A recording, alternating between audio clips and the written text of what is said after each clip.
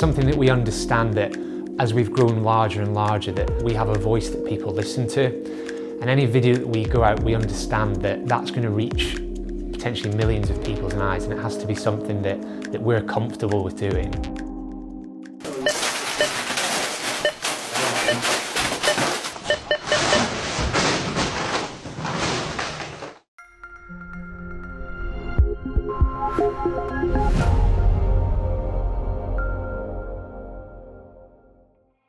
It's Gone Viral is a social media company that produces content across multiple social channels, and we specialise in creating branded videos for corporate clients that we then distribute across our communities of millions of followers.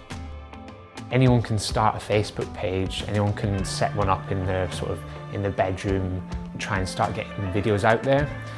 But I think the problem for people would be getting to the next level of effectiveness. So they might start a page, but they won't be able to create something that has a long-standing, a lasting effect on building communities for long enough. I think that's one of the common misconceptions, that it's just a matter of like making a video and sort of putting it up there. It takes a lot of time to create, film, distribute content across these different social media channels. You need to produce content for years to build up a community who respect and actually listen to your voice. So that when we work with brands, we can actually convey a message that people trust. It's an authentic voice. People know that we're not there just users to be monetized. I think that's potentially where we differ from a lot of companies, that we are very much consumer focused, follower focused, and our core sort of value is building a community somewhere where people can come and engage with content that they truly do enjoy, and then the monetization is sort of a secondary thought in a sense. It's all about trying to be subtle and play on people, like rather than your traditional television advert, which is clearly advertising a product.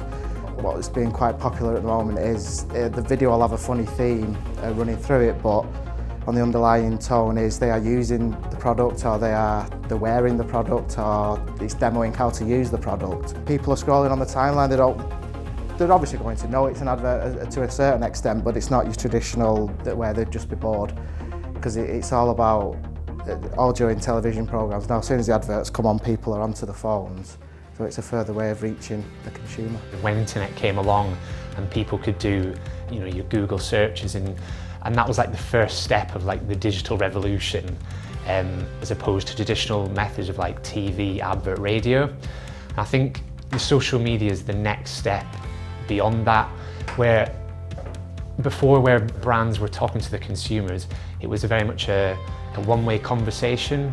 So it might be like a physical TV advert that you would watch. You might take in a few seconds of it. But now through social media, it's something where people can have a two-way conversation.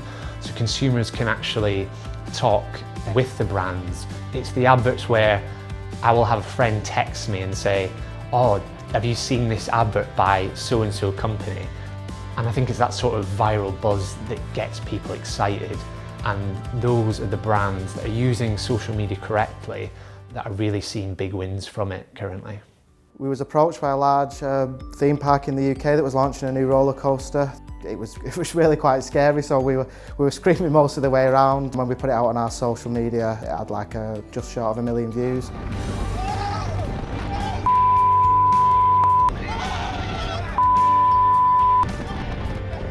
So at that point, it was advertising the roller coaster by.